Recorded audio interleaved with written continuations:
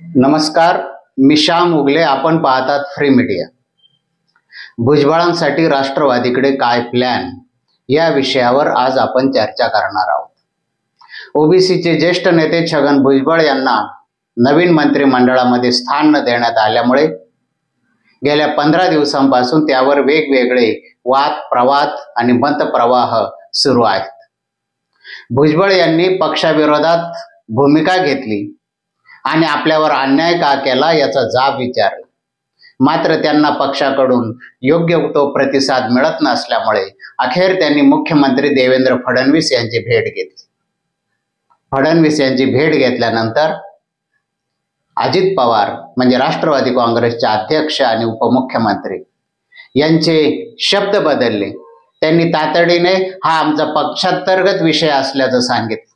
त्यांनी तसं जाहीर केल्यानंतर राष्ट्रवादी काँग्रेसमधील नवनिर्वाचित मंत्री माणिकराव कोकाटे, जे तोपर्यंत छगन भुजबळ यांच्या विरोधात बोलत होते, छगन भुजबळ यांचं ओबीसी पण किंवा ओबीसी हिताचा अर्थ काय आहे ते लोकांना समजून सांगत होते. भुजबळांना पक्षाने एवढे वर्ष दिलं, आता एखाद्या वेळेस मंत्रिपद दिलं नाही तर काय बिघडलं असा प्रश्न विचारत होते. मात्र फडणवीस यांची भेट घेतल्यानंतर भुजबळ परदेश रवाने झाले आणि त्यानंतर भुजबळ या विषयावरती फारशा चर्चा ज्या सुरू होत्या त्या थांबल्या. त्यानंतर मात्र माणिकराव कोकाटे यांचेही सूर बदलले. त्यांनीही भुजबळ हे ज्येष्ठ नेते असून त्यांच्याविषयी पक्ष योग्य तो निर्णय घेईल असं जाहीर केलं.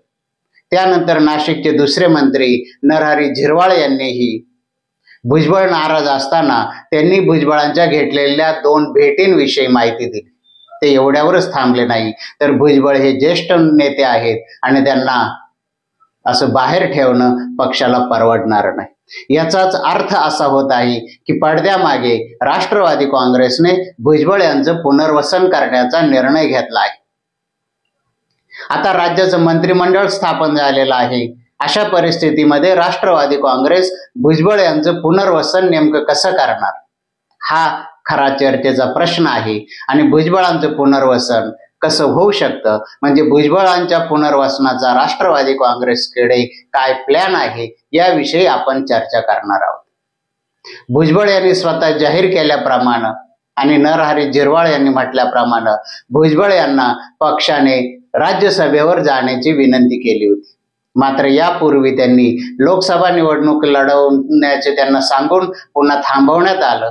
त्यांनी राज्यसभेची मागणी केली, त्यावेळेस त्यांना विधानसभा लढवण्यास सांगण्यात आलं आणि आता विधानसभा लढवल्यानंतर पुन्हा राज्यसभा वर जाण्याचा जो सल्ला दिला जात आहे, या पद्धतीनं किंवा त्यांना उठ म्हणता उठ आणि बस म्हणता बस असं सांगण्याच्या वरिष्ठांच्या पद्धतीला त्यांचा आक्षेप आहे.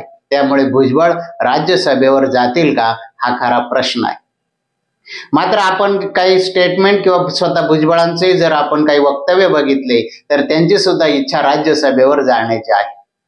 म्हणजे ते राज्यसभेवर जायला तयार आहेत, मात्र त्याच्यासाठी त्यांच्या काही अटी दिसत आहेत. त्या नेमक्या कोणत्या आहेत हे जाहीरपणे कधी कोणी कोणाला सांगणार नाही.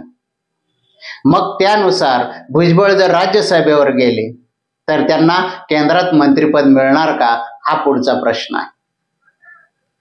लोकसभेमध्ये राष्ट्रवादी काँग्रेसचे केवळ 1 खासदार आहेत. एका खासदाराच्या बळावरती राष्ट्रवादी काँग्रेसला कॅबिनेट मंत्रिपद मिळणं शक्य नाही. त्यांना जर कॅबिनेट मंत्रिपद मिळणार नसेल तर एवढ्या ज्येष्ठ नेत्याचा राज्यमंत्रीपद देऊन सन्मान कसा होणार हा प्रश्न आहेच. यामुळे भुजबळ केंद्रात राज्यमंत्रीपद स्वीकारण्याची शक्यता कमी आहे.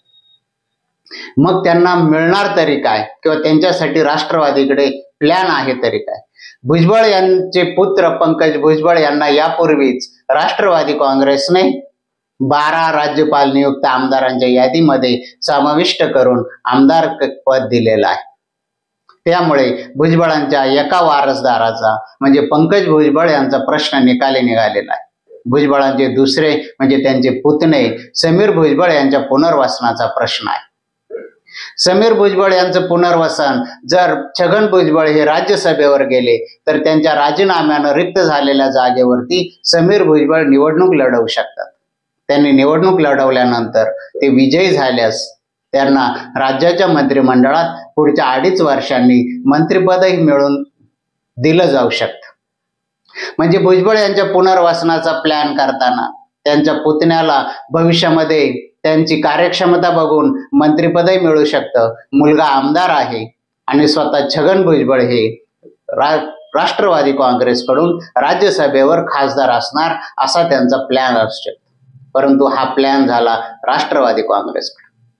भुजबळ हे राष्ट्रवादी काँग्रेसचे नेते असतानाही भारतीय जनता पक्षाकडून त्यांच्यासाठी मात्र फार सद्भावना दाखवली जात आहे, त्यांच्यासाठी सहानुभूती दाखवली जात आहे. मुख्यमंत्री त्यांची भेट घेतात आणि त्यानंतर भुजबळ हे ओबीसीचे ज्येष्ठ नेते असून राज्यात महायुतीचं सरकार येण्यात त्यांचा मोठा वाटा आहे अशी जाहीर वक्तव्य करतात.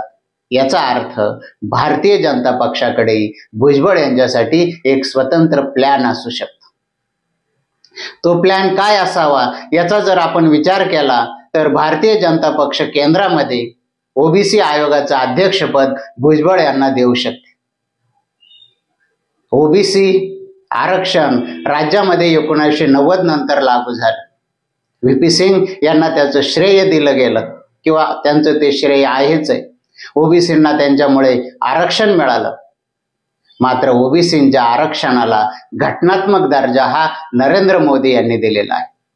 नरेंद्र मोदी हे स्वतःही ओबीसी समजल्या जाणाऱ्या जातींमधील आहेत, मात्र ते स्वतःला ओबीसी नेते समजत नाहीत.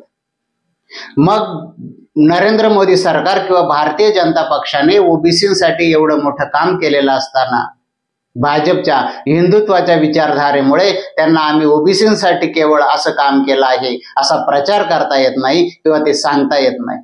असा प्रचार करण्यासाठी आणि सांगण्यासाठी त्यांना ओबीसी मधलाच एक चेहरा हवा आहे. जसं भारतीय जनता पक्ष आणि नरेंद्र मोदी यांनी डॉक्टर बाबासाहेब आंबेडकर यांच्यासाठी जे अनेक निर्णय घेतले, परंतु ते त्यांना सांगता येत नव्हते. त्यासाठी त्यांनी बाबासाहेबांचे अनुयायी असणारे ज्येष्ठ विचारवंत दिलीप मंडल यांना एक पद दिलं आणि दिलीप मंडल आता संघ आणि भाजपची विचारधारा आणि बाबासाहेबांची विचारधारा कशी एकच आहे हे सांगताना थकत नाहीत. तशीच परिस्थिती ओबीसींचे ज्येष्ठ नेते म्हणून देशभर ज्यांची प्रतिमा आहे असे छगन भुजबळ यांना ओबीसी आयोगाचं अध्यक्षपद दिलं तर ओबीसींचं आरक्षण घटनात्मक करण्यात नरेंद्र मोदी सरकारनं कसा पुढाकार घेतलेला आहे याचा ते भारतभर प्रचार करतील आणि त्याचा भारतीय जनता पक्षाला अप्रत्यक्षरित्या फायदा होत जाईल. ओबीसींमध्ये अनेक जाती आहेत, त्यातील ज्या छोट्या जाती आहेत त्या हिंदुत्वाच्या परिघामध्ये आलेल्या आहेत, परंतु मोठ्या जाती आजही हिंदुत्वाच्या परिघाबाहेर आहेत. या परिघाबाहेर असलेल्या जातींना भारतीय जनता पक्षाविषयी सहानुभूती निर्माण करायची असेल तर त्यासाठी छगन भुजबळ हे ओबीसी आयोगाचे अध्यक्ष असणं फार गरजेचं आहे.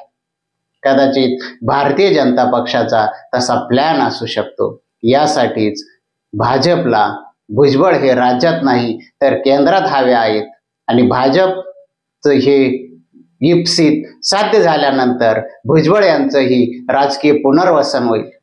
ओबीसींच्या प्रश्नावर लढणारा हा लढवय्या नेत्या देशव्यापी नेतृत्व ओबीसींचं करेल. त्यांना देशव्यापी नेतृत्व करण्याची संधी मिळेल आणि त्यातून भारतीय जनता पक्षाचाही आपोआपच फायदा होईल. अशाच प्रकारची माहिती आणि विश्लेषणासाठी बघत राहा फ्री मीडिया. फ्री मीडियाला लाईक करा, शेअर करा, सबस्क्राईब करा.